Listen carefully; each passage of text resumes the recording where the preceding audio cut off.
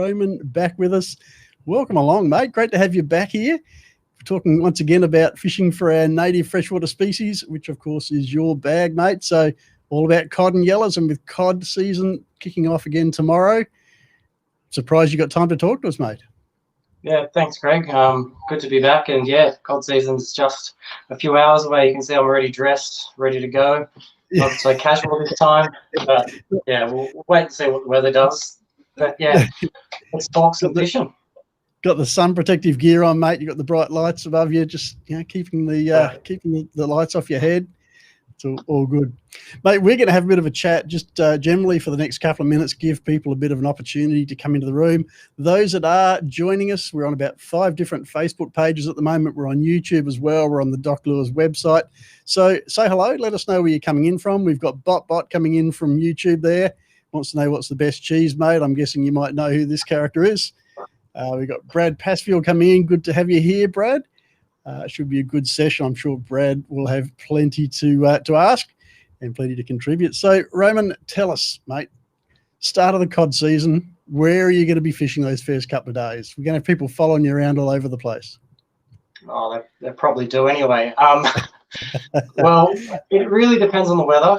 I might go down to the river. I might go to Googong. Well, I will go to Googong. It's just a question of how often I go to Googong or not. But the idea is just to head out, do some sounding, and find some of the fish and habitat for those fish, because the dam's risen a lot. So it's going to be a bit of a change actually, because the water's been quite low for some time, and now we've had all that rain, so it's a new dam and the perfect time to talk about side scanning and searching for those natives.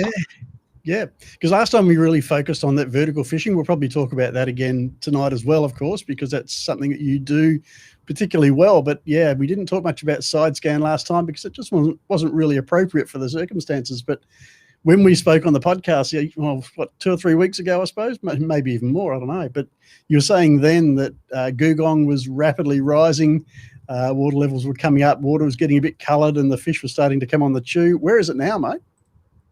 Oh, well, it's over 100%. It's probably a touch over, obviously, if it's spilling over. Yep.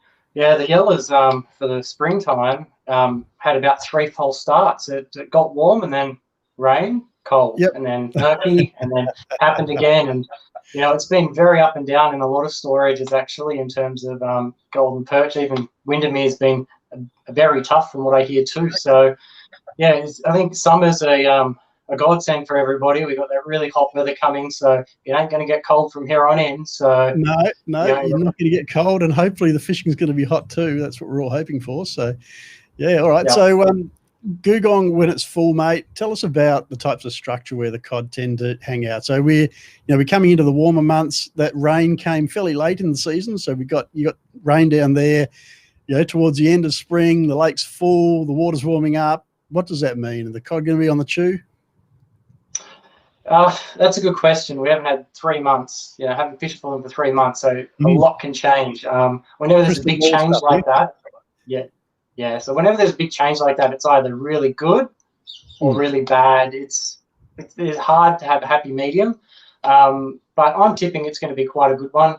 The habitat in Googong is very mixed, actually. So originally, when it was dammed, it was felled, so most of the timber, or all the timber, was gone. Over the past couple of decades, you've had a few trees grow, and luckily in the last flood, all the tannin, or most of the tannins, all leached out many years ago. So when the water's coming in now, you're not getting that real dirty stuff. It's more that slight tannin. So yeah, at the moment you've got your classic rock walls. There's actually a fair few than appears to the naked eye. When you go and look at it just from boat ramp view or getting up a little bit higher, you can see that it's similar to like Blowering or Windermere, where there are some steep banks, but then it's fairly gradual, so it's almost like farmy looking on the edges. But there is a fair few rock beds and clusters, and a couple even walls that are underwater, and that's the whole idea about what we're talking about, is side scanning, being able to find that structure. And of course you've got little bushes and stuff as well, so you've got pine trees, you've got other little sticks and bits and pieces, but you don't have that real solid timber like, for example, Burrinjuck, Burrendong, even Windermere has. So finding the golden perch or finding the natives can be a little bit more tricky, especially when the water is a little bit turned up, so you've got a little bit of algae, you've got a little bit of matter flowing through the water column. It can really affect your readings as well, so you really do have to focus in great detail sometimes when you come up to some of this spindly stuff, and coupled with all that flow and all that crap basically in the water. Yep. All right, so there's the rundown. Could be good, could be tough. I guess we'll know in the next couple of days. But, mate, we've got a few people in the room now. We've given people the opportunity to come in. And thanks to everybody that's touched base. Let us know that you're hearing us, because, of course, it's always tough. We can only see each other. We can't see you guys. And so we like to know that we are being heard. So, mate, it's time to start talking cod. Let's pull up a few screenshots to get things going. Folks at home, remember that this is a Sonar Masterclass, but we're not limited to talking just about Sonar. So if you've got questions about cod and Yellas that aren't Sonar related, feel free to ask those as well. If you've got questions that are Sonar related, well, obviously, Roman is the man. He's going to answer all of those for us. And hopefully we'll have a great session, and you'll go away feeling well informed and ready to hit the cod season running. So, mate, I'm looking at our screenshots, and what do you know? They're not in the right order. So just give me a second here to get things set up for us. And while Greg's doing that, everybody, just bear in mind we may be focusing on Gugong for our examples, but dams of native nature, this applies to all of them essentially. So when you're searching for stuff particularly, so just keep that in mind. It's not just about one dam, even if I'm referencing Gugong a fair bit. Good point. Yep. So a lot of this stuff applies wherever you fish. Right, mate, I'll bring that screenshot back up and make it a bit bigger again. And you've got a series of shots we're going to go through here to set the scene for us. So I'm just going to hand the microphone over to you, mate. You can tell us all about what we're looking at. Sure, no worries. People in the last masterclass I did here would have seen a couple of these screenshots, but this is, as Greg said, setting the scene. So we're talking about vertical in this instance. So this is directly underneath the boat with our traditional sonar on the left and our structured downscan on the right. So these are essentially golden perch that are in a little bit of a cluster, and my lure descending. So reading the screen, if it's big enough for you, you can clearly see that that is what's happening.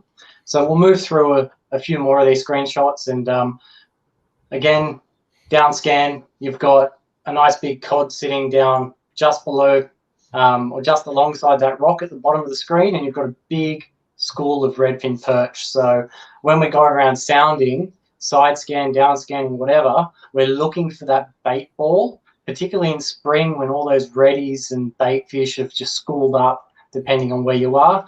And then when you find that bait source, you imitate that to the best of your ability, and that's what we're doing, is showing you what we're looking for, and then we'll go into the lures and stuff a little bit later when you girls have questions. But if we roll on to the next one now, Greg.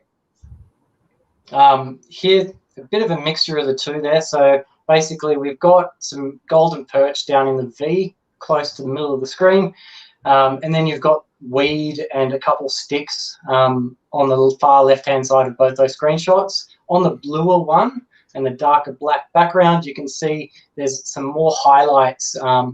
Those more vertical highlights are a harder return, so that is a couple trees that are sitting in that water column there. And then, yeah, that's just a mixture of when fish meet cracks in the bottom. They usually like to sit where there's a bit of variation as well. So couple that with a bit of weed and a little bit of structure in the forms of trees, that is a perfect hunting ground for our native fish, cod, yellow belly.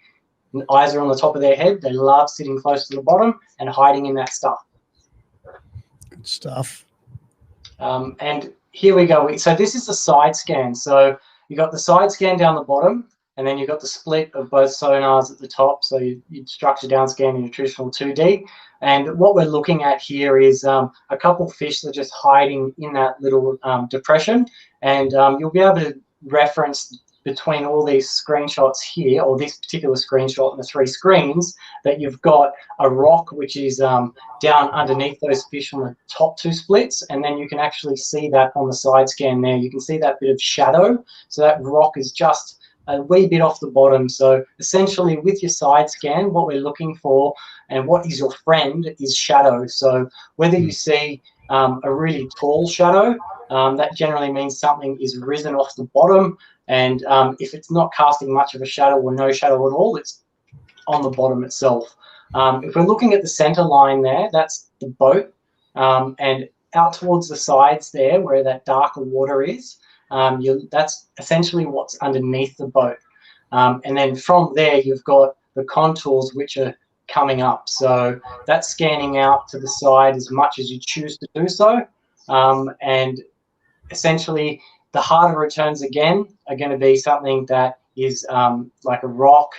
Fish are quite easy to pick up to the trained eye. They come up as a really sharp highlight.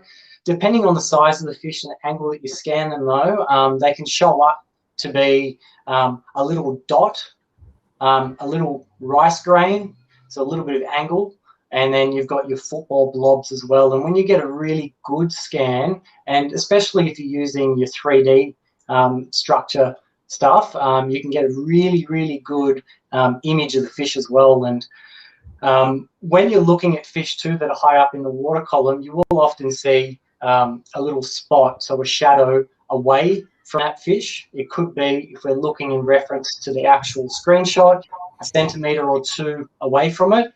But the same thing is when you're shining a torch at something at night time, you have that silhouette. So if you're looking at a light pole, same sort of thing. So shadows are your big, big friend when you're talking about interpreting, and we're going to talk more about that stuff as we go along. Now, we're in feet or in meters there, Roman? The questions come through. We're in Australia, mate, so we're using meters. And you're a young man, so that makes sense. So all good. All right, let's move on to the next screenshot, shall we?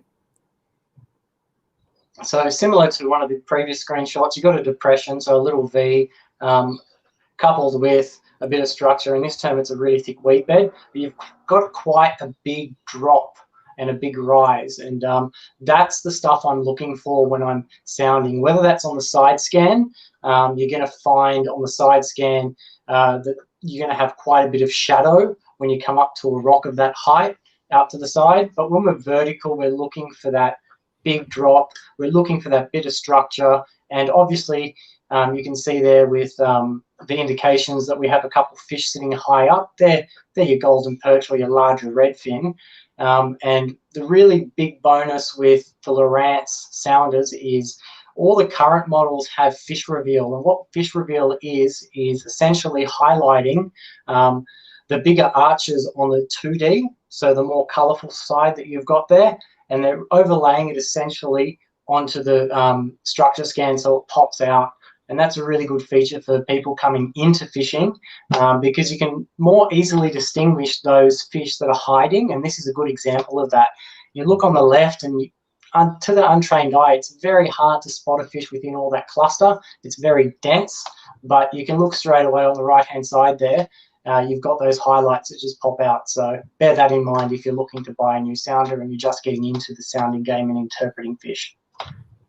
And Roman, one of the things, and this has come up over and over during these Sonar masterclasses, I remember when I first started using Sonar, you know, it was the case that you had to set the Sonar up and then play around with it and tweak it. And, you know, these days you pull it out of the box, you put it on auto, and it's pretty damn good straight out of the box, isn't it? Exactly. It's great.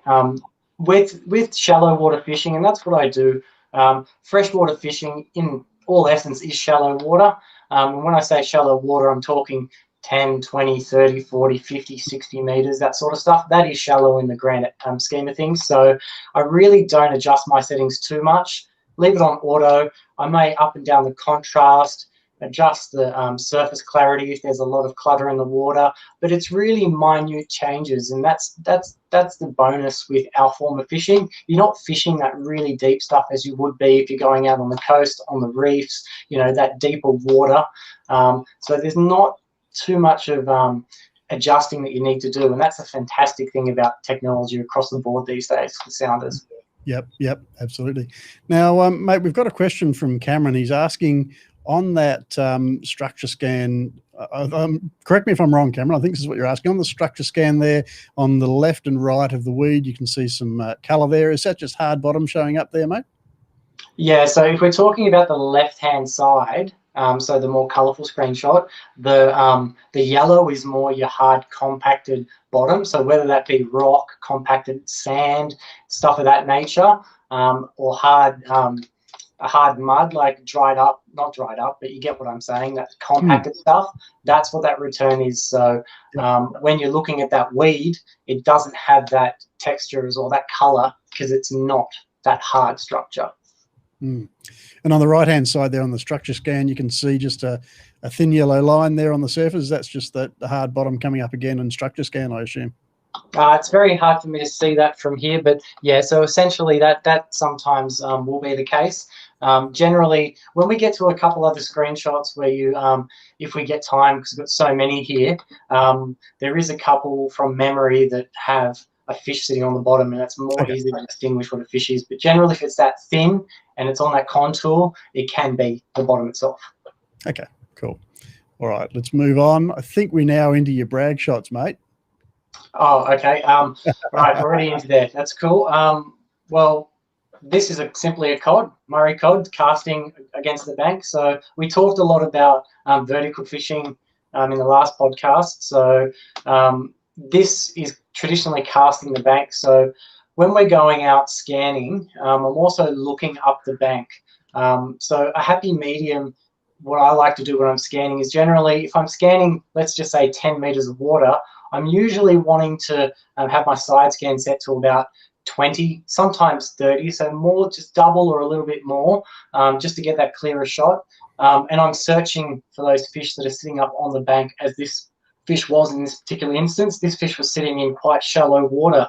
Out of the water, it was a bit rocky, so it appeared to have a rock wall there, but because of the water level, it was actually quite shallow and weedy. And I did not spot this fish, so I'm not going to claim that I did, but these are the scenarios that I'm looking for these fish. So whether that's 1 meter of water, 5, 10 meters of water, right up against the bank or a few meters off the bank, I'm using my side scan to locate either that fish or the structure that it may be sitting beside. Because if you have a big bit of structure with a high shadow, you're not necessarily going to see what's on the other side of that, because the ping, so the sounder itself sending the signal to the bottom or whatever it's hitting and coming back is not going to be able to get around that corner. So yeah, so we'll get into that a bit more when we see those screenshots, but that's a fish caught just casting the bank with a Rapala X-Ray pedo, so just a swim bait style of lure, and that was last season.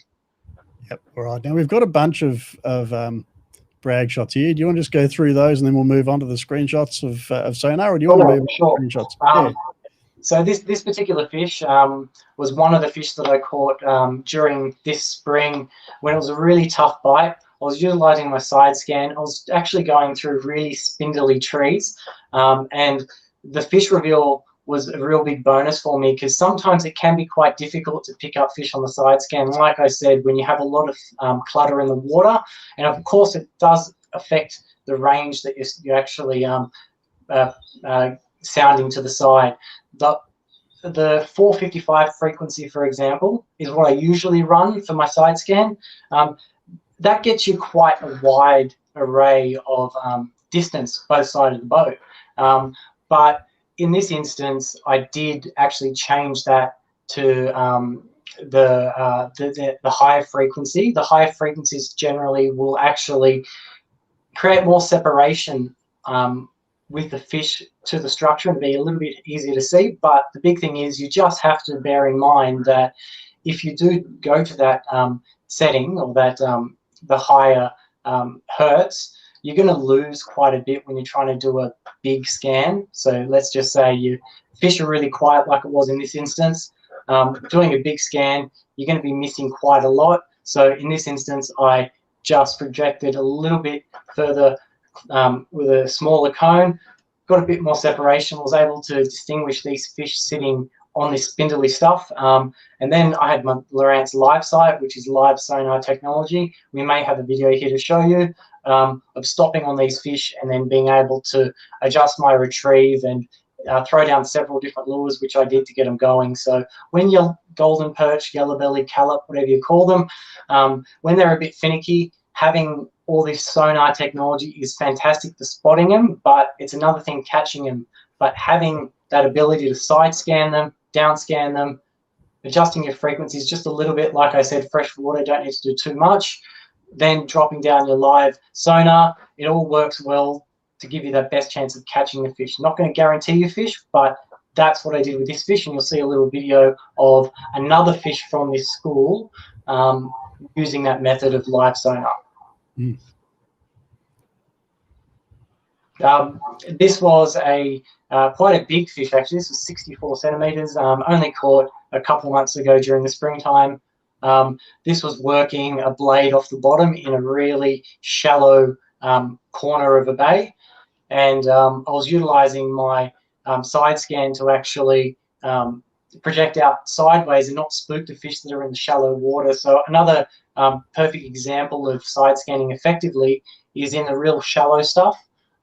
This instance, there wasn't too much weed because the water's come up, so I had a pretty clear view, and being able to find where these fish are sitting is the big key. So that fish was simply working a blade real close to the bottom and just side scanning in that bay to find the fish that are sitting hard against the bottom.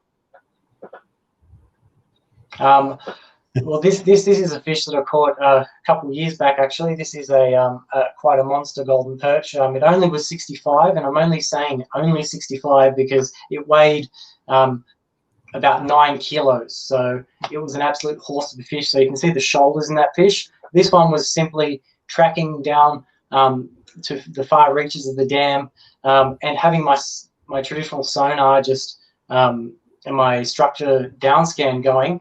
At this time, I wasn't side scanning. I knew that I was going through a corridor where I marked some trees. So a good little tip is if you see a bit of structure, mark it. Whether that has a fish on it or not, just mark it, because often in a dam where it's quite scarce, of structure being around, finding that one little rock hump, that one little tree, that one little stick or lay down can often mean that you will come back and find fish hovering around that. So that particular fish there, I was doing just that, traveling, spotted a fish on the sounder, dropped it straight down, bang, caught the fish, and yeah, glad that I stopped. And when you see fish like that and you get that little inkling, do stop. If you've got spot lock, engage it, give it a go, and then look, you might pull up something of that quality. So Shane's asking a question, mate. Side scanning in shallow water, how shallow can it be effective? Even when I'm vertically fishing, I'm talking a meter or two, same thing, the side scan. Enough water to cover their back. Obviously in the shallows, the super shallow, you're going to generally have some growth, whether that's weed or some grass or something of that nature. So that can then make it difficult to find the fish on the side scan when it's all clustered up like that. But it all depends on the environment that you're fishing. But essentially you can side scan in very shallow water and be quite effective. All right, we'll go back, give a couple more of your screenshots, a couple more of your brag shots, mate. That was fish that was three seasons ago, I think it was. But again, casting, actually, no, that was the fish that I caught just the week before the big cod that you saw previously. So that was a couple of years ago.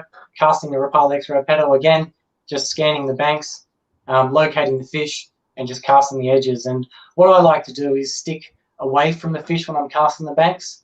A lot of people cast directly into the bank. I like to sit parallel. So if I do a scan of a bank, I'm usually scanning 10 meters minimum away from the bank. Sometimes I go a little bit further.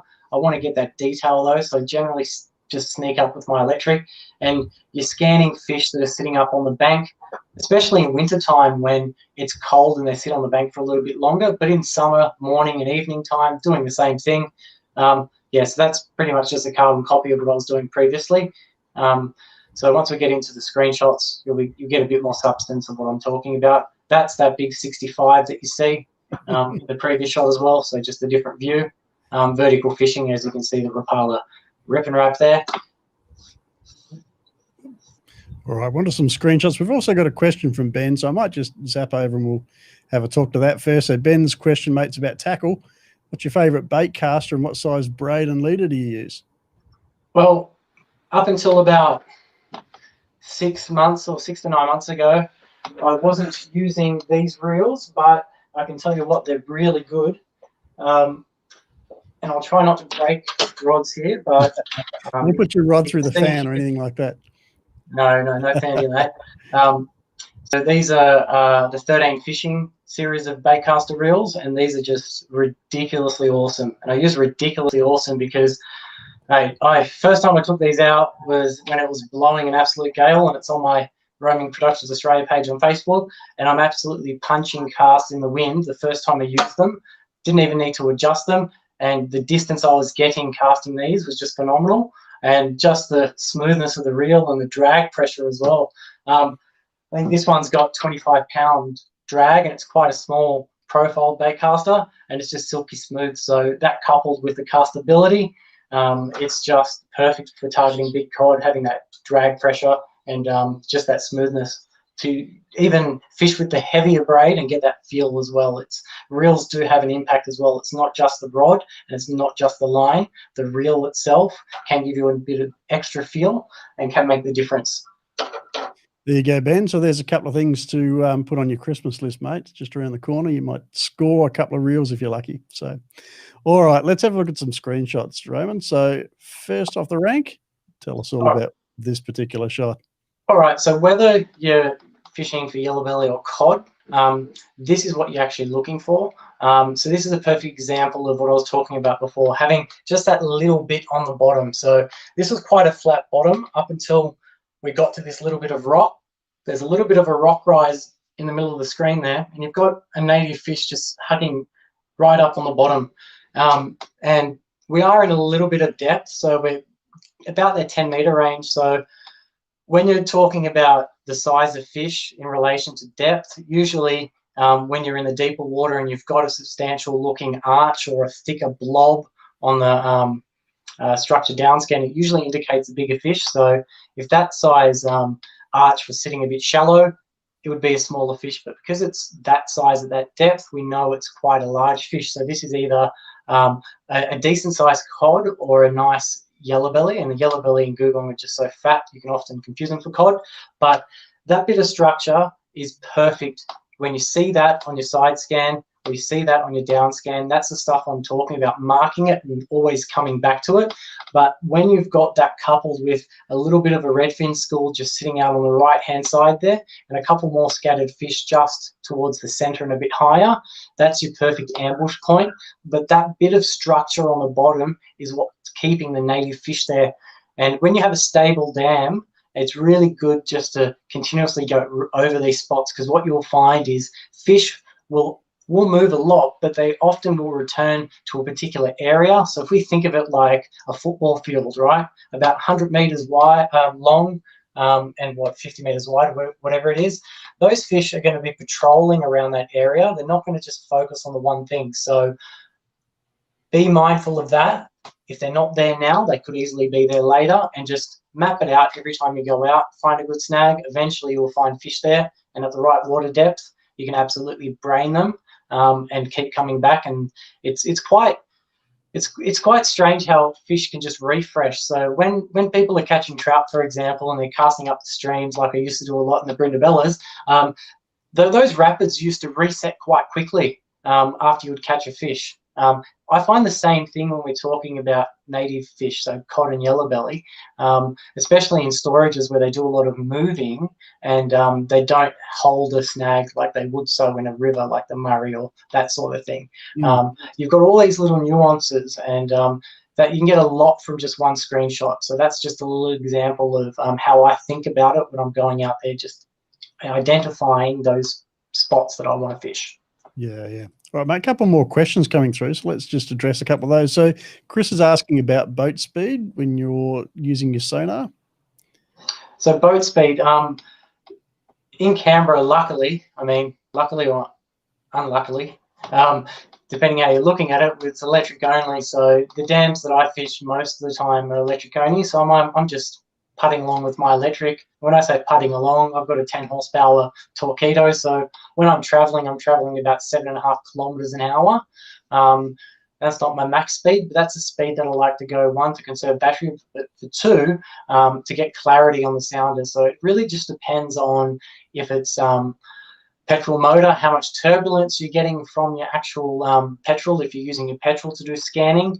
And I'm going to get into a little bit more about a little bit of disturbance in the water when you're talking about scanning in general later on. But usually 7.5 kilometers would probably equate to a good scanning speed in petrol if you're just putting along just to get that clarity.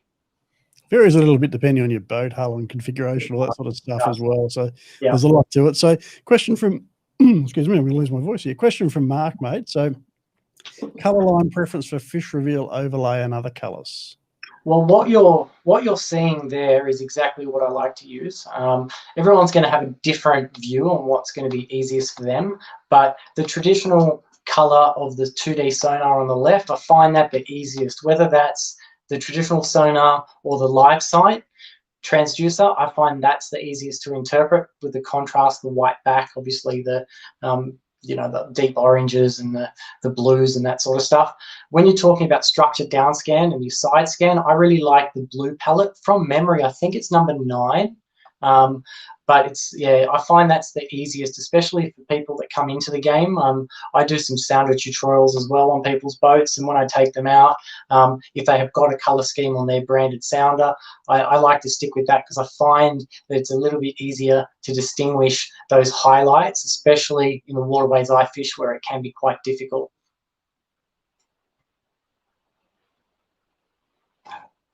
I can't hear you, Greg, so I don't know if that's from my end or your end. Thank you. It's because I muted my microphone to cough and forgot to turn it back on again. So Eric's saying that he knows that spot, mate, and he always gets yellows and reds there. So there you go. Got a question from Brad Passfield. G'day, Brad. How you going, mate? Brad's one of my Team Doc Lures members. So Brad's saying, are there times when you'd use vertical over side scan, and can side scan contradict the information when you're trying to read the down scan or vice versa? Look, I used to only go down scan until close-ish to a year ago. I now run a split of your structure down scan and your sonar, and then at the bottom having that wider side scan option. Especially when I'm traveling, I find that's the best, obviously being able to search out quite wide and also focus on what's happening underneath me. Not as much as you think in terms of not picking up something on the down scan versus the side scan. I thought there'd be a little bit more when I got into that, but it is actually quite good, I would say. At least 80% would be what I'm seeing on my side scan when it's quite close to the down scan beam I'm actually seeing. It might be that I'm seeing it on a slightly different angle, so it doesn't look like a mirror image, but the location is what's going to give it to me. And the beautiful thing is you can go and hit your cursor on the side scan and it will relay down onto the down scan too. So if it's quite close to under the boat, you can locate that fish quite easily. And again, if you find that fish on the side scan, which is way outside the beam, you just go hit your cursor, go to it, save a waypoint, and there you have it. You'll be able to find what's out there too. So yeah, it's quite good in short. Not perfect, but up there in percentages. Getting better all the time as well. Exactly. Question from John. I wondered when you were going to pipe up and say your piece, John. So John's asking what your preferred braid is for the Baitcaster, mate, and if you found one that's equally good on a spin reel, if you happen to use a spin reel as well.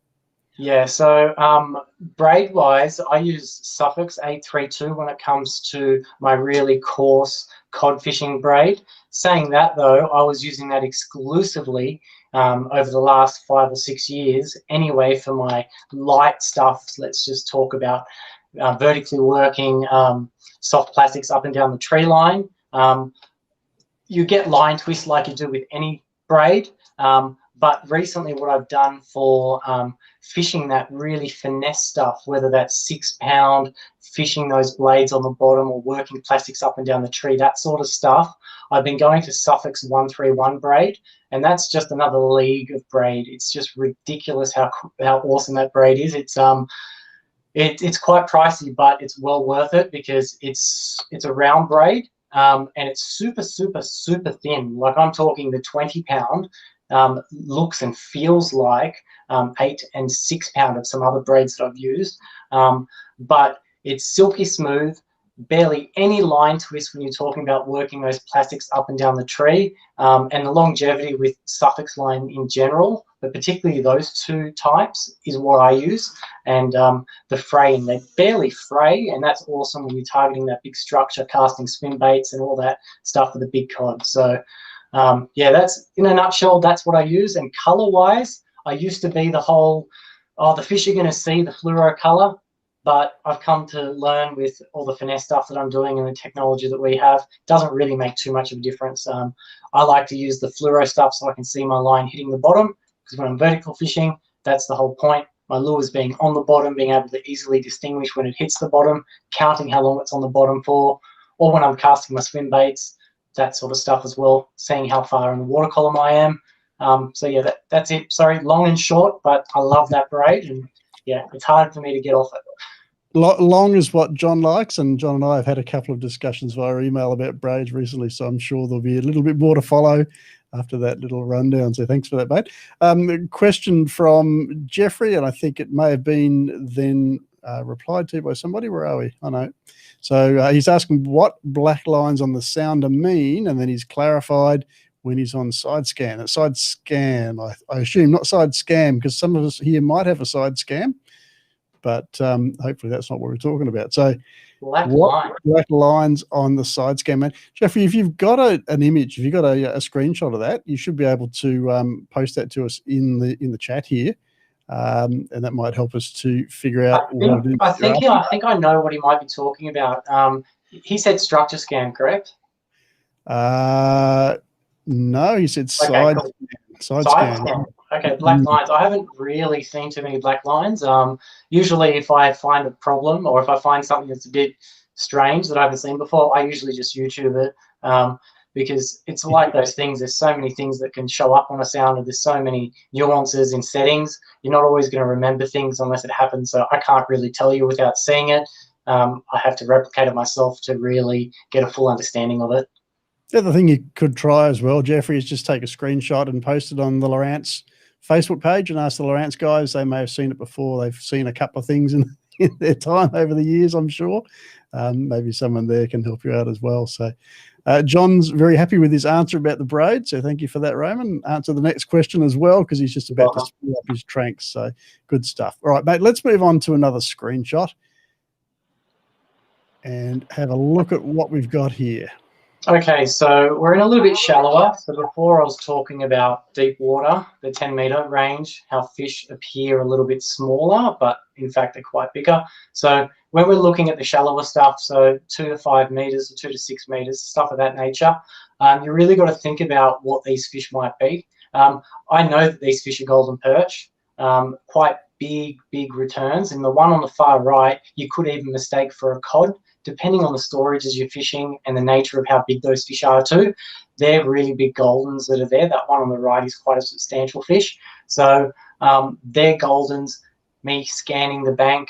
And this was me vertical, because this is, from memory, this one's from this spring. I done my side scanning, couldn't really see too much, because as I said, water was coming in. It was really cluttered. The fish weren't there as well. I found out when I moved closer to the bank, they were sitting a little bit in deeper water. So another tip is when you do find your fish, do focus on a particular depth of water, because what you'll find generally, especially when the fish are on, that they're all going to be hovering around the similar sort of depth. So if you're going to do away with side scan and focus on down scan, you can do that quite effectively once you work out where those fish are, and that's exactly what I was doing in this instance. I found them, I stuck with down scan, trying to get those detailed images of those fish to try and work them out, because they were really tough at that stage.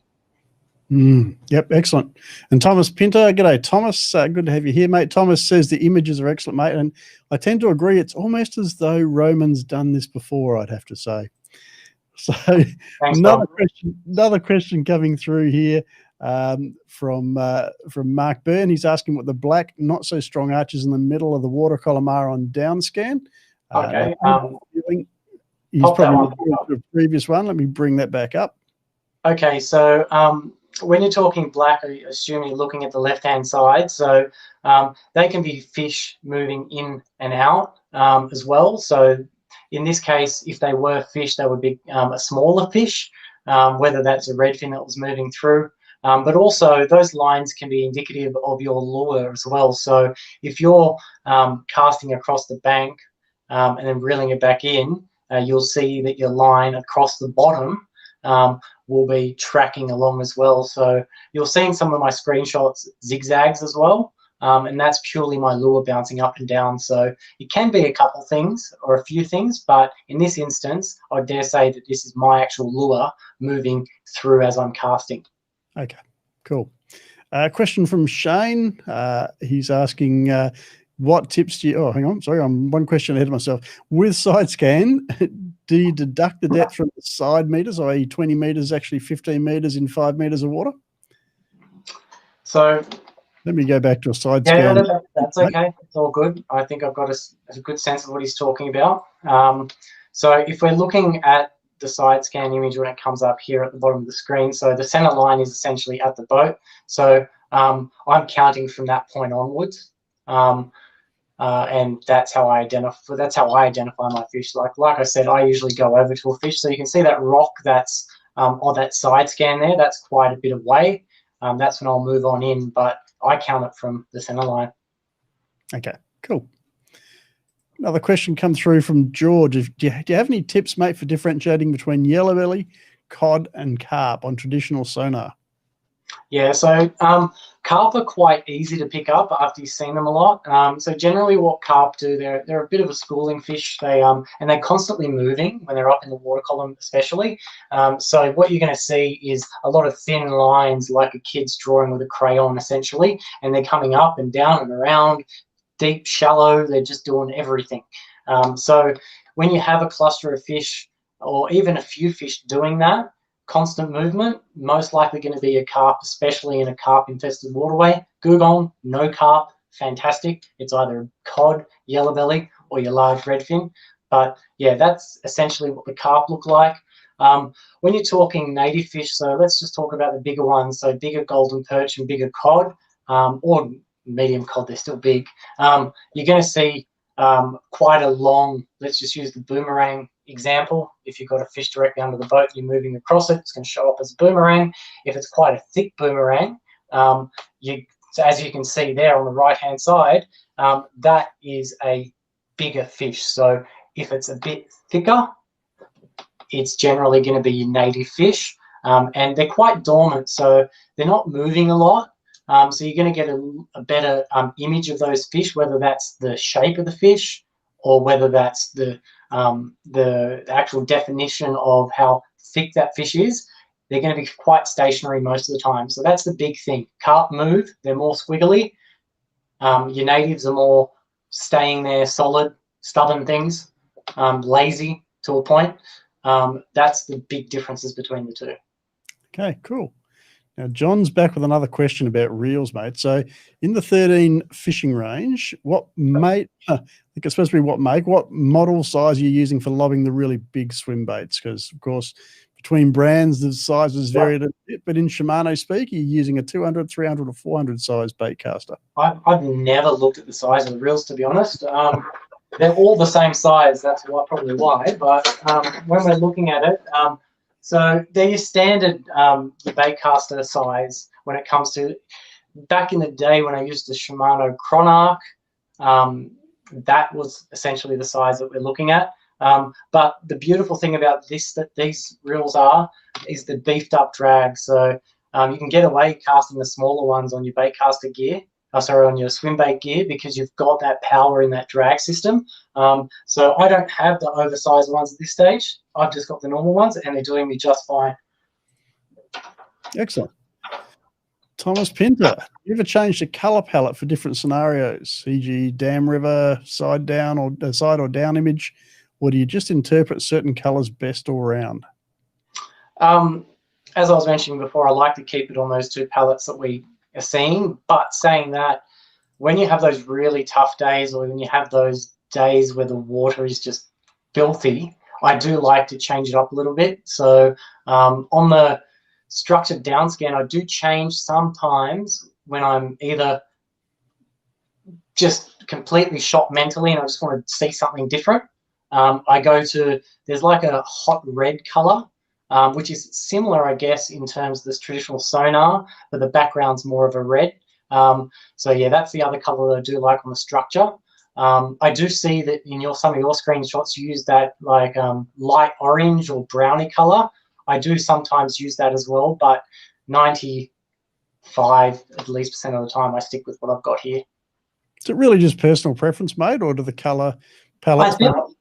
I think it's a mixture of that, but also the density of the structure that you're actually fishing at. So, you know, I know Burrendong and those other dams that I've mentioned have really big trees, and Burrinjuck's a good example. Burrinjuck, it's a lot easier to go in and side scan and even down scan and see those football blobs, no matter what color that you're really using, compared to Gugong, where it's, you know, you're not seeing as many fish out in open water. And there's not that really thick tree that's that spindly stuff, and it can be hard to distinguish as well. So it really just depends on preference and, I guess, the dam location as well. Okay, cool. So another question from Ben. He's asking about trout in Gugong, mate. Are there any left? Yes. I've accidentally caught a few, and that's on cod and yellow belly gear. They don't stock browns anymore. Browns are not good for the waterway at all. They do still stock yearly some rainbows, but there are some really big bucknose browns that are continuously breeding, and I've had them follow my big swim baits and big spinner baits in, and they're like honkers. They're like big bucknose, huge things that scare you. You just look at it and go, what the hell is that? It's not a cod, but put 2 and 2 together, it's a trout. Plenty of people go out there and particularly in the cooler months and just around even the banks of Gugong, they walk and they cast their flies and they do catch fish. So I've heard of multiple browns even being caught and a fair few rainbows over the last 6 months. All righty, let's have another screen. Actually, we've got another question coming through from Eric. It's got a Corrado DC. What do you think of them? Digital control, I assume. I had a Corrado back when they weren't digital control, and I found it pretty good. So I assume digital control, new technology, it'll be better than that. So if it means anything to you, Eric, I've just ordered 2 of them. There you go. There you go. All right, let's have a look at another screenshot, mate, because we've got a few to get through still. So onto the side scan here. Okay, cool. So this was similar. We've seen this one before, or is this a repeat? Yeah, it's a repeat, but you leave it here. It's a good example. My screen's a little bit cluttered, but looking at this side scan, so you can see on the far right-hand side, you can see how the water is actually getting shallower. So you've got that really crisp, hard return, so that white, and on the left-hand side, you've got that darker bit of water, or bottom, I should say. And then you've got those 2 lines which are just left of that black in the middle. So one of the big things for that is going into deeper water. So that can also cause that water or that image to be darker. But you see those 2 lines there, that's an indication of a change in depth. So there's quite a substantial little bit of a dip and a rise there. So when we're looking at spots that fish might be hiding in, that's the sort of stuff that I'm talking about as well. If that's quite high, it can be hard to see fish within that shadow mark, but that's a good example of slightly deeper water on your left, and then that harder return, either harder bottom, shallower water mix on your right-hand side. And then obviously you've got a rock on the right-hand side, approximately halfway across. That's a rock with a shadow, so you can automatically see that there is a shadow behind there, so that rock is risen off the bottom a little bit. And then you've got some rocks below that which are quite granular. They're hard up against the bottom, so you can make them out in texture, but they're not substantially tall. Excellent. All right. Got another question come through, and it's a really good one. So I'm going to just do away with the screenshots for a moment. From Brad Passfield, and he's asking, he's got a Lowrance HDS Gen 2, which works perfectly fine, but how often should I update my sounder to keep up with technology if money's no object? Well, the big thing to what I say with people, especially when they buy a sounder, always update it even from out of the box, because that could have been packaged 6 months ago, could have been packaged a year ago, and updates happen quite frequently. So between 3 and 6 months generally. So always search for those updates on the Lowrance website for the older units as well that don't have that Wi-Fi capability. And yeah, just update it every time, because one of the big things with sounders is no matter what brand you're talking about, a lot of sounders will get sent back to the manufacturer as a problem. And I know for a fact that a lot of the times these sounders haven't been updated. And just like with your phones and stuff, there's constant automatic updates that happen often when you're sleeping, you don't know about it. They're going to fix those bugs. So especially with the newer technology we have at the moment, this live capability, all the awesome sounder equipment, there's a lot in it. So you want to make sure you update it. Always search between 3 and 6 months if you don't have that Wi-Fi capability that the new ones do, where you can just drive into your garage, turn your sounder on, connect it to your Wi-Fi, bang, automatically will update and tell you that there's one there. 3 to 6 months.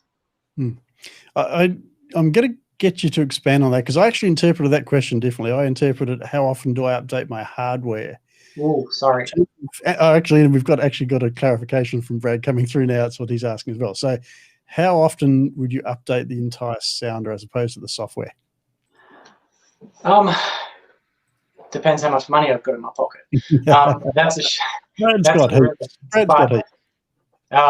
But I guess it depends on you and what you do for your fishing. If you're someone who's just happy to go out and see the depth, interpret what a fish is, not get too technical, especially with these newer sounders where you've got the capability of all this networking, connecting to your iPad, controlling stuff through your phone, all this sort of stuff. It really is dependent on you, but I mean, I stick up to date as much as I can and when I can afford it, because I like to go the next level, and the fishing's all about evolving, whether that's lures, whether that's electronics. The fish are going to catch on at some point with what you're doing. Why not just get the most recent thing if you're really that into your fishing and you get that enjoyment out of it? So it really just depends on who you are and your budget and where you want to see yourself as a fisherman, especially if you're a lure fisherman. Yeah, good stuff. So we had a question come through from Matt about how he can watch this masterclass again. Matt, you can watch it again on YouTube. You can watch it again on Facebook. It's also on the doclures.com website over there. You'll be able to watch that and the previous one. So Roman did one previously as well on vertical fishing for cod, so you might find that useful too.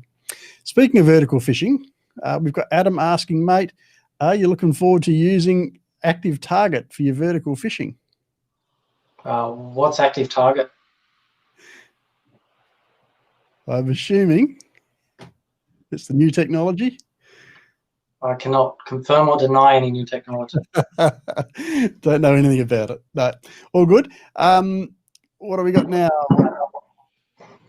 Mark Byrne, one more question, mate. Mark, keep asking questions, mate. We love questions. So we're usually finding cod in water depth of 6 meters. What range should I run the side scan out to? Also uses 13 rods and reels, by the way. That I do as well. So 6 meters, you said? 6 meters, yes. Yeah, so generally I go 2 to 3 times, as I mentioned before. So again, if you're fishing shallow, and it really is dependent on what's happening. If the fish are quite concentrated and you know what depth they're in, then you can afford to go a little bit narrower in your search. So for example, if I'm side scanning the trees, if I'm trying to find some yellow belly sitting on the trees or find a big cod sitting on a stump and that sort of stuff, if I know those fish and I've already identified they're in that particular 6 meter range, I'm only going to be side scanning 10 meters because I want to see that detail. I want to see that separation. And again, it comes down to the waterway and how clear it is in terms of the image coming back to you. And I often do change my my side scan to just show the right-hand side on my screen. So you can either see left to the right, or you can just see left and you can just see, right, we're getting to the stage where the fish are there. They're not that spooky. They may be hard to catch, but I know where they are, so I really want to identify exactly where they are. So then I'll just, 5 meters out, 10 meters out. Sometimes I'll just go 3 meters out because I really want to see what's happening in relation to my down scan and my side scan and work together, because sometimes you do have to work together just to get that complete picture. Very good. All right. Look, I think the questions have slowed down enough that we can have a breather, mate. We'll bang up another one of your screenshots. Let's just do it in a way that we can all see it. Perfect. All right. So in this screenshot, again, you've got your side scan. So what you're seeing here is looking at the top 2 splits, you've got a fish, so that little bit of an arch there, mid-water, sitting just off a tree. And you can see that tree on the side scan there quite clearly on the right-hand side. And what I'll get into as well is coming back to sounded placement as well. I did mention that sometimes you can get a little bit of a more grainier read and deeper color read on one side of your sounder, but it also does come down to your sounder placement too. So my boat is notorious for being really finicky for getting an absolute 100% crisp picture on both sides, because it's got it's got heaps of little drops in the hull, and it's really hard for me to get that smooth water on both sides of that actual transducer. But coupling that as well, I'm traveling with my transom and I've got some bubbles and disturbance created from that. So you can see less of a detailed return and a little bit more clutter in the black part of the side scan, because you're not getting that clear view on the other side of the boat. So you also have to take that into consideration, and there is a little bit of that on the left-hand side. But one thing I didn't touch on earlier was you got your center line, and then you've also got a mirror image on either side. So when you get that mirror image on either side, essentially you're just going straight over the top of that particular bit of structure. Let's use that as an example for this tree. You can see it quite defined on the right-hand side, and on the left-hand side, it's a little bit more grainy and more blobby. That tree itself is a little bit further to the right-hand side of the hull of the boat, and again mixed in with where that transducer is positioned and how fast I'm traveling when I'm sounding.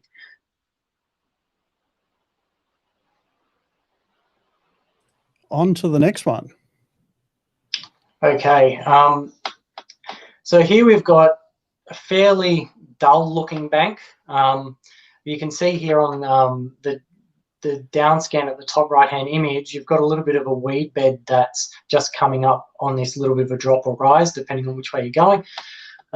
But you can see on the side scan here that you've also got more of that blobbiness, so weed bed growth on the far right hand side.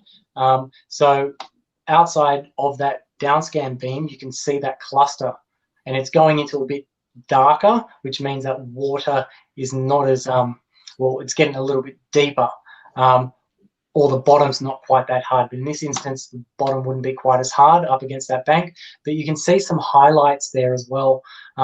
So there is most likely a couple of fish sitting in there, but there's also a little bit more structure too. So that's the scenario where I can't see anything on my down scan within that structure scan, traditional 2D sonar, or the fish reveal function. So I'm going a bit wider, and I'll scan that again, but over the top of that actual wider beam of the bottom screen, of the bottom split, and that's what I'm talking about. You're going out identifying that structure, whatever it is. So you keep doing that, then you'll keep mapping out where those fish might likely return to, or where they're sitting the other side of. And that's a real big key of side scanning. It's not just scanning and hoping that you're going to see something on your down scan at the same time. So question from Shane, is the tree 5 meters away? Is that referring to this particular? I don't think he is. I think he was talking about the previous one. So now I've done it. There we go.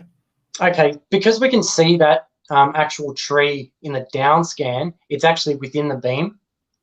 it's not on the edge. So for me, that is very close to that that width away of the boat into that bank that it comes up. So that's probably about your 4 meter range, maybe your 3 and a bit. All right. Onward and upward, mate.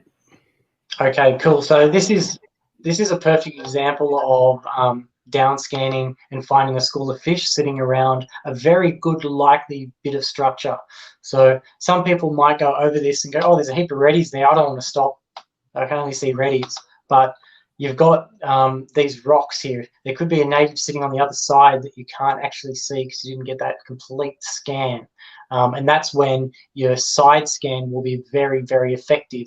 Just go back over that spot with your side scan, and then you'll be able to see a little bit more up on the other side of that. So that is an absolute perfect prime bit of native structure that you really need to try and hone in on if you see it.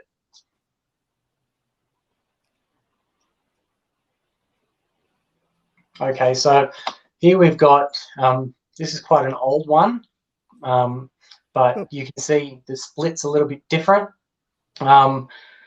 You've got instance where you've almost got the mirror image of that tree or that bush that's there, and it looks like it's split in the middle. So in this instance, what I've done is I've backed away.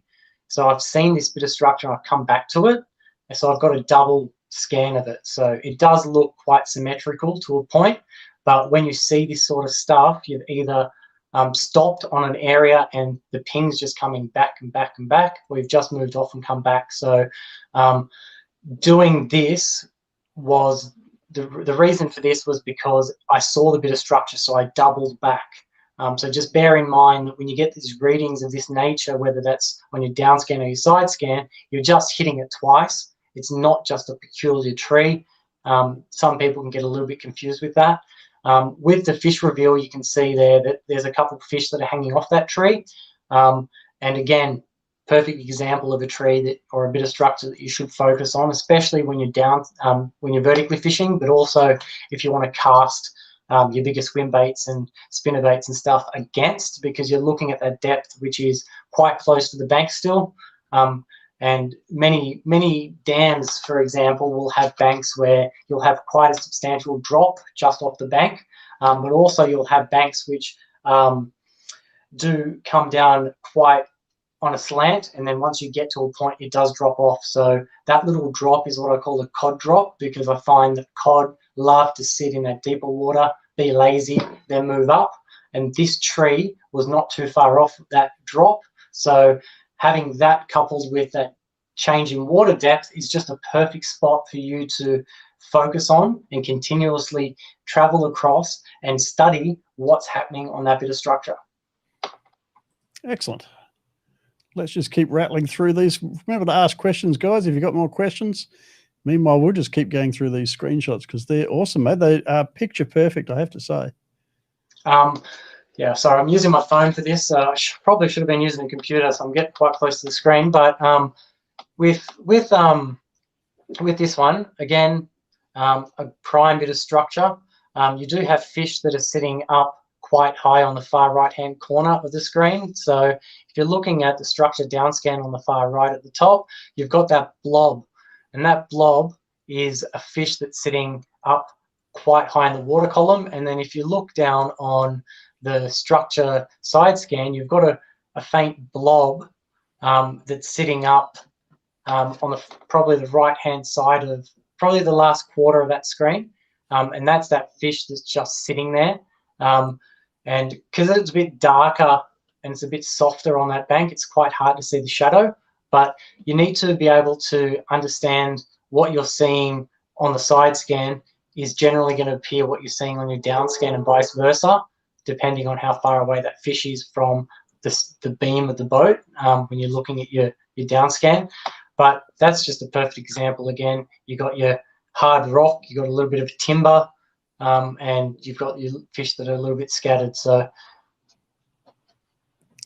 I just got a question coming through from Brad here. I'm struggling with technology, but so Brad's asking, let me shut that down. Here we go. Fish facing direction. Find any value in knowing what way the fish face? Is it possible to know? what way the fish are facing? It is quite difficult too. I mean, with the 3D structure scan, that's a bit easier to tell. I'm only using the 3-in-1 transducer here, so I'm not getting that detailed image. But look, particularly when I'm vertically fishing, it really doesn't matter because native fish don't tend to move a lot. So you're not going to really be putting the lure directly in front of them on the traditional 2D sonar side of things. When you're looking at your live capability stuff, that's when it's a lot easier. You can see them tracking, you can see them turning, so you can put it on their nose. But in essence, you have to get a really good angle scan to see the shape of the fish. You can see the fins in some instances as well, and then work out where that fish is sitting just from the actual image of that sounding itself. Cool. All right. Let's go back to our screenshots. I think we used that one already. Done that one? Yep. How about that one? Okay, so this is the beautiful thing about having structured downscan. You can see here on the left-hand side, you've got just a whole blob of mess, right? I kind of know what it is, but the average person will look at that and go, oh, that's tree, it might be some weed, but have a look on your structured downscan, you can clearly see that you've got a very defined bit of tree hanging off the bottom, and then you've got a little bit of weed hanging off just underneath that big blob on the right-hand side of that.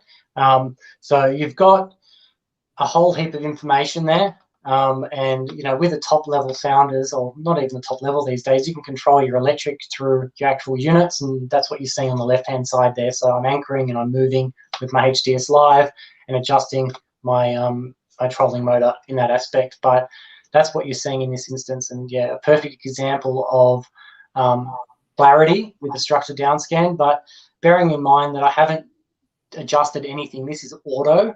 And there's a bit of clutter, and that's what you're seeing at the top of this water column here. You're seeing the little blue fuzziness. That's a little bit of algae, a little bit of disturbance. Could even be your prop wash and that sort of stuff. And then you've got some floating debris further down, and then there's some fish mixed in with that, with those more highlights there on the right hand side with the fish reveal. All righty.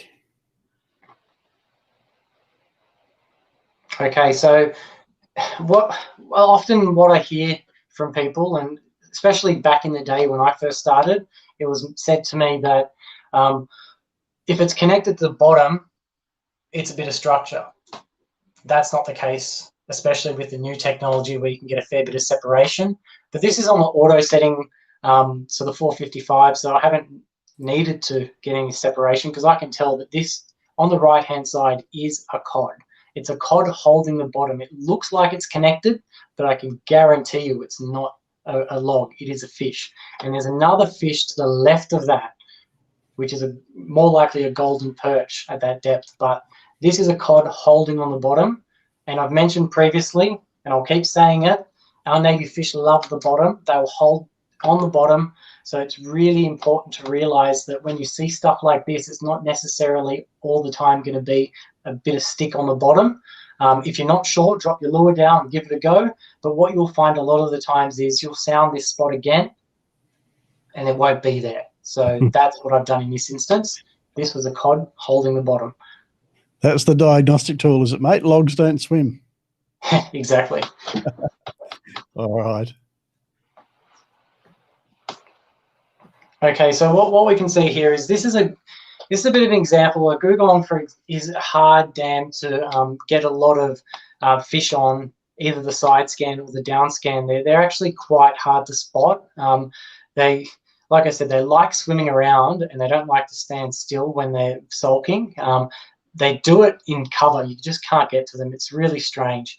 But if you're looking at this, this is just a plain bank. There's nothing special about it. But what I'm looking for in this instance are the bait schools where the fish might be congregating around. So you can see on the middle part of the right-hand side of this screen on the side scan, you've got those little dots, dot, dot, dot, dot, dot. They're your bait fish. So when I'm seeing that, that's when I'm going in and I'm having more of a look on what's on the other side. So that's just a general bare bone average looking bit of bottom that can hold a little bit of gold if you just go a little bit beyond what you're seeing there. Literally and figuratively. Exactly. So those lines that I was talking about before that can turn up on your sounder, you can see here on the structure down scan on your right hand side, that's my lure bouncing. The fish reveal makes that pop out to more of a orange color, but that black line also, or that darker blue, sometimes it can get confused, can also be that lure. But that's essentially my lure directly under the boat, jigging up and down. I'm just going to scroll up, and I missed the bottom part there, but you've got fish that are moving on the bottom. So before, when I was talking about carp do move similar to this. They're not going to be quite as thick. They're going to be a bit more skinny and up and down and around. But this is a native fish moving on the bottom, and being the depth that we're in, this is either a very big golden perch or a cod. So I'm just working my lure. So again, it appears to be connected to the bottom, but that fish is moving with me or moving away, and I'm keeping up with it. So that's what you're looking for as well, is that movement.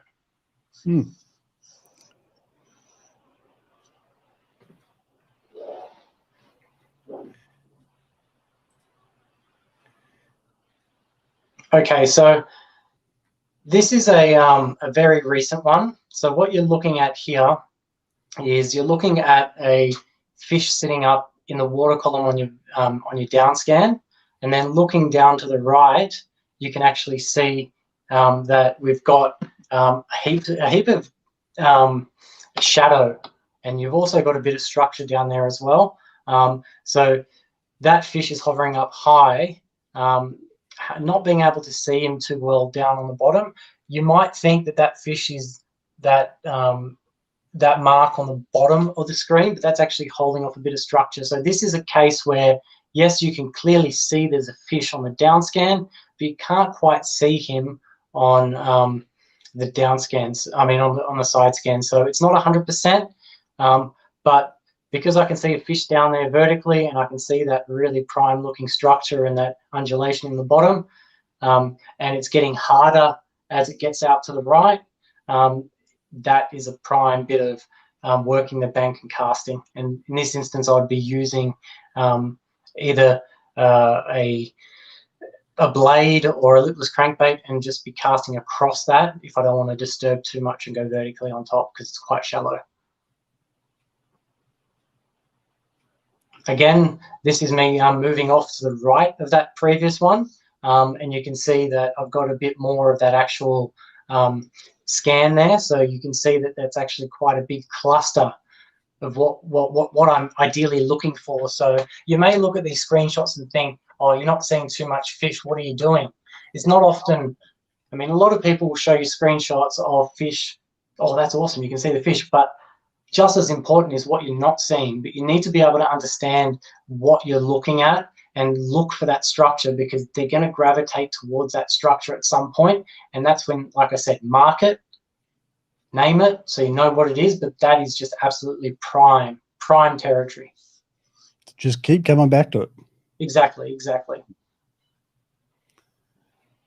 just going to get off the screen for this one, mate. There we go. No worries. So this is a good example of finding a couple lay down logs, and there's not too many in Gurgong, so this is actually quite a good find. So you can see on the far right hand side of that the side scan there how defined that is. So that's, if that was a cod, that would just be a monstrous cod, or a crocodile if you're an NT or something like that, right? But that is a prime bit of lay down structure.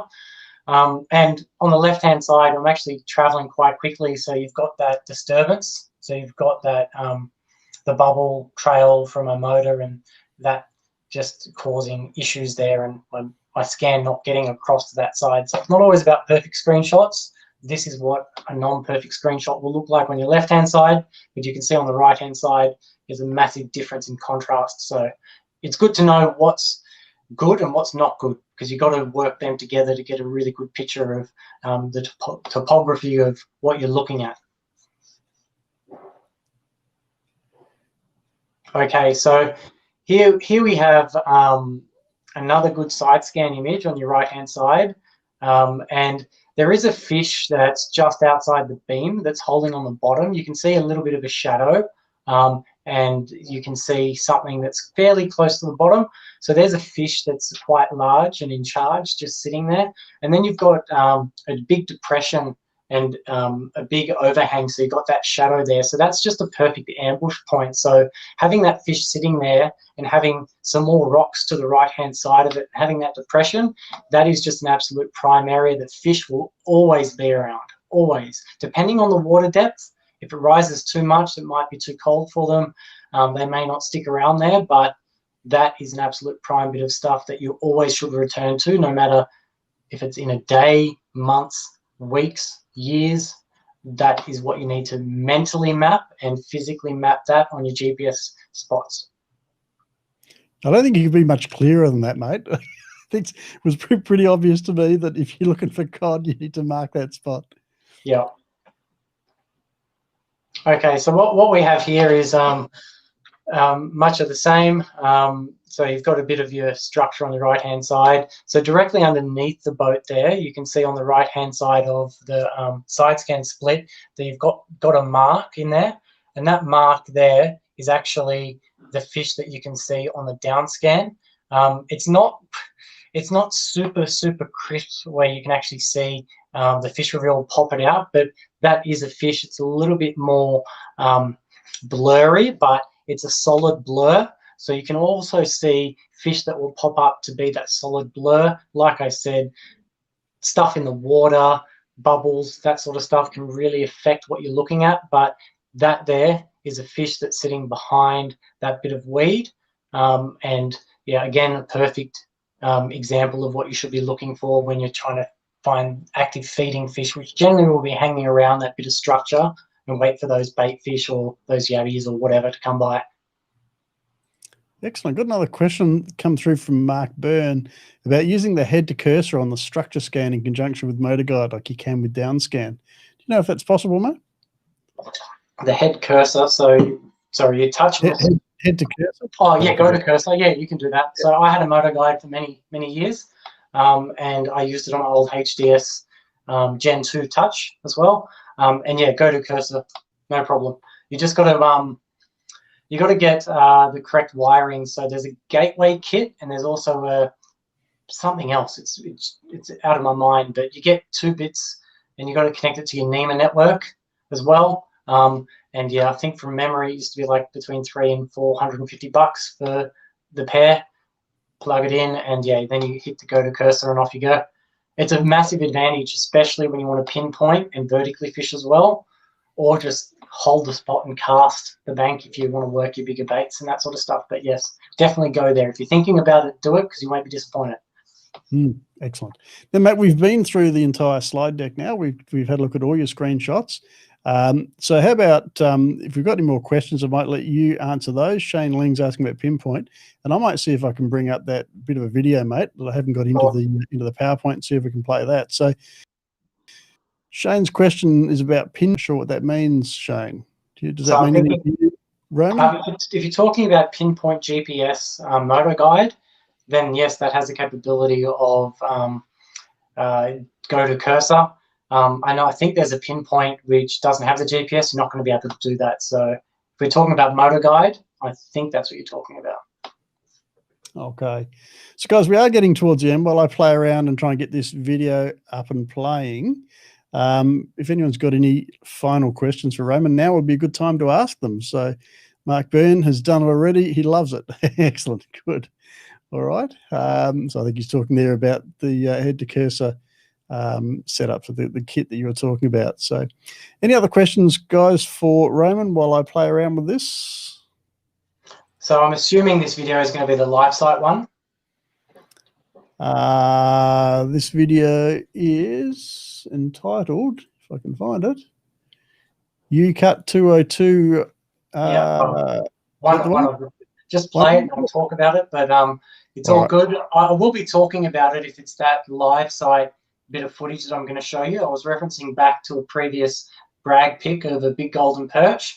So post catching that one, I was pinpointing, or pre actually, I caught this smaller one, and I'm vertically working a soft plastic up and down the tree line. You will lose my lure inside the tree, but if you look closely, it is there, and I'll explain it in real time what's happening, and you'll get a sense of the live capability.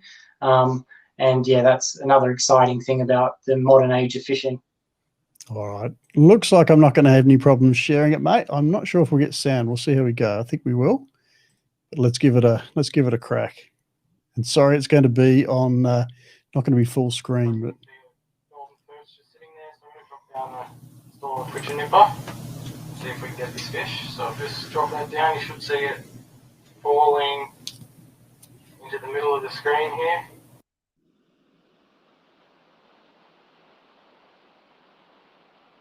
I just lost the sound there. Hot. That fish just touched it. Oh, I felt him hit it. He's just here. Just going to drop that straight back down, see if it follows it.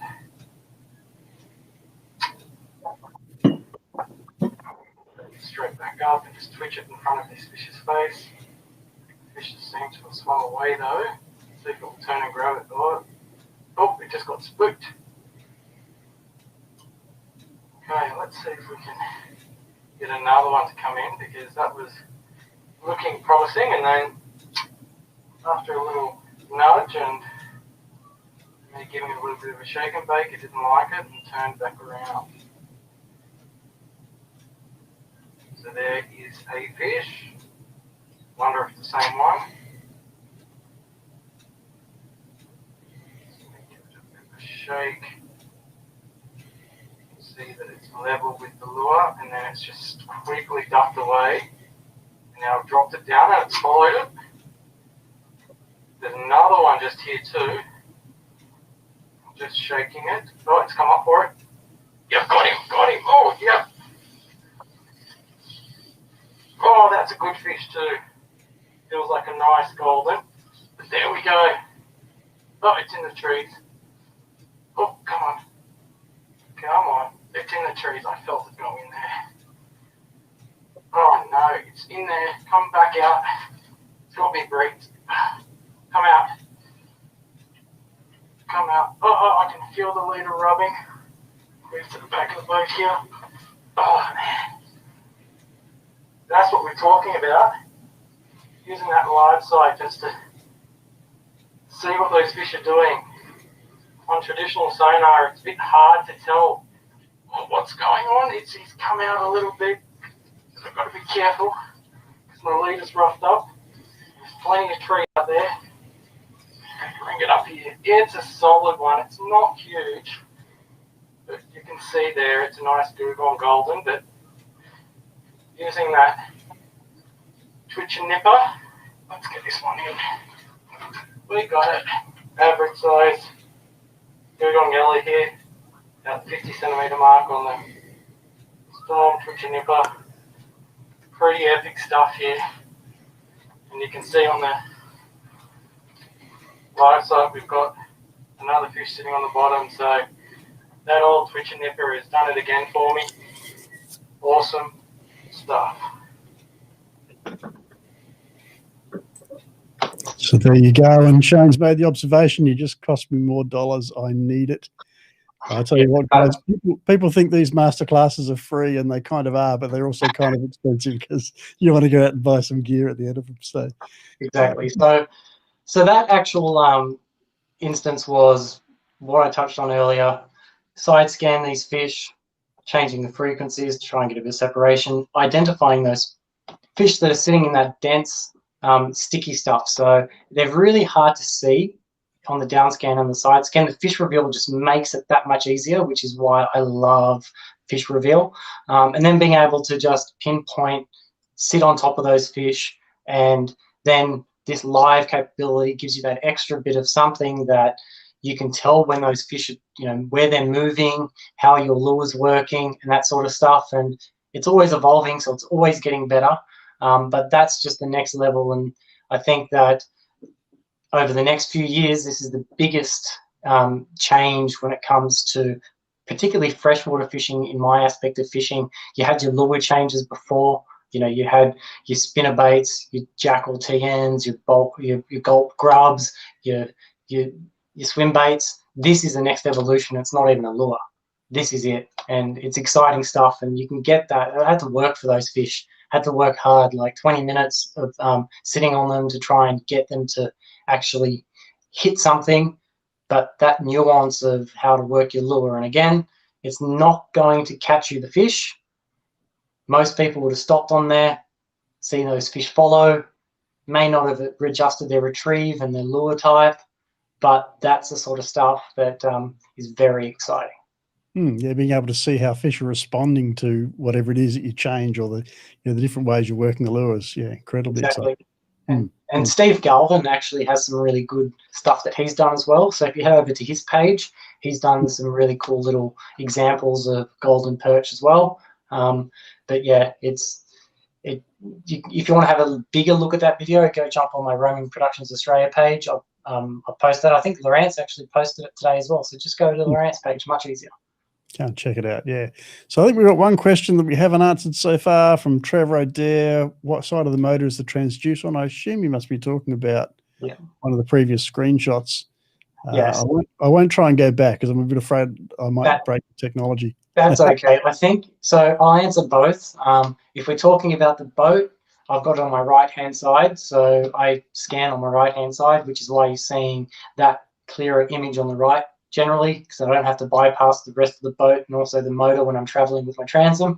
And then when you're talking about the live side, I've actually got that on a pole setup. So you can put it on the electric. It does come with mounts, but when you're continuously moving your electric, and especially if you're using your pinpoint or your GPS lock, it's always going to be turning, so it can be a bit redundant sometimes. So just get an aftermarket pole done. Rob Payne Engineering up in Queensland does a really good setup, and there's others out there too. So yeah, pole if you're going live site. Excellent. Now, Roman, I think we're just about out of questions, guys. You've got a few seconds left. If you want to get another question in, give it a crack. We'll see whether we can get through another one. I guess I'd like to point out, Roman, that you are available to help people out as well. You've seen, what Roman knows about how to use his technology, whether it's Lowrance gear you've got on your boat or not.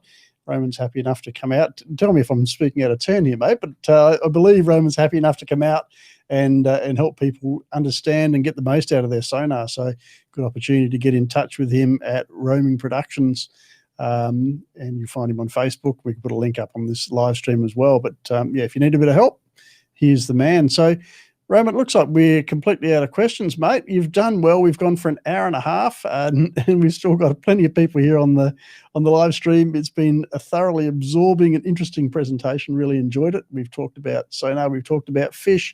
We've talked about tackle. I think we've covered all the bases. So I'm going to thank you. I'm going to thank everybody that came along tonight and participated, for all the great questions that were asked, and for sticking around for as long as you did and gathering as much info as you have.